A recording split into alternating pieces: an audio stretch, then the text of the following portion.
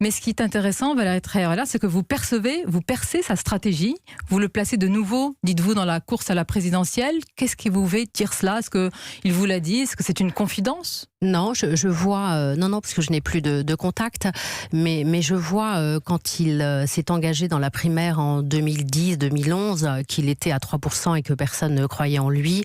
Voilà, il s'est lancé dans la stratégie des petits pas, c'est-à-dire un pas après l'autre, et il a remonté la pente ainsi. Donc là, aujourd'hui, personne ne croit. Bon, j'y crois guère aussi, mais ces séances de signature sont comme une campagne électorale. Ce sont autant de petits cailloux sur le chemin qui, en tous les cas dans sa tête, pourraient le mener de nouveau à l'Élysée. Moi, je ne dis pas qu'il peut y arriver, je dis juste qu'il doit y penser.